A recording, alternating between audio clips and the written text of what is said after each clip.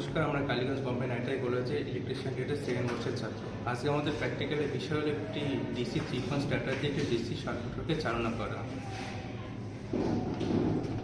এর জন্য আমরা প্রথমে একটি ডিসি শার্ট মোটর নিয়ে নিয়েছি।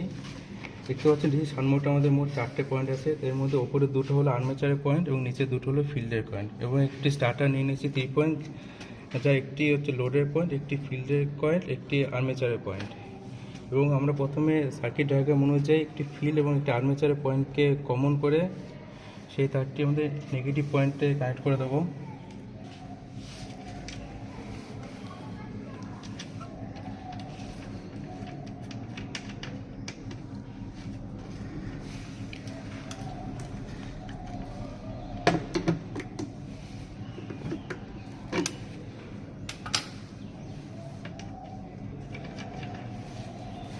এবং আমরা স্টার্টারের ফিল্ডের তারটি নিয়ে আমাদের মোটরের ফিল্ডে তার সাথে কানেক্ট করে দেবো।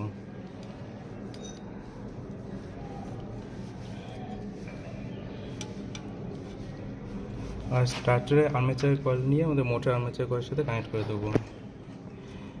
এখন আমরা মোটরটাকে চালনা করে দেখব। যদি মোটরটি সঠিকভাবে চলে তাহলে আমরা বুঝবো আমাদের কানেকশনটি সঠিক আছে, এবং স্টার্টারের লোডের পয়েন্টটাকে আমরা মেন সাপ্লাইয়ের পয়েন্টের সাথে কানেক্ট করে দেবো।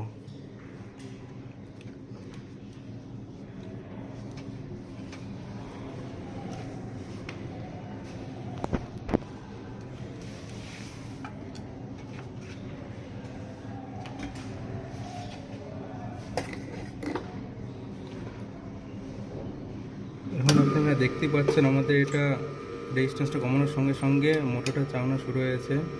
তাহলে আমাদের কানেকশনগুলো এখন ঠিক আছে। এখন যে আমরা এটাকে কমাচ্ছি তখন মোটরটা মনে হয় বন্ধ হয়ে যাচ্ছে। তো আমরা আজকে দেখতে পেলাম যে আমরা আজকে একটি ডিসি স্টার্টার দিয়ে একটি ডিসি শান্ট মোটর চালনা করলাম এবং আমাদের প্র্যাকটিক্যালটি সম্পূর্ণ হয়েছে।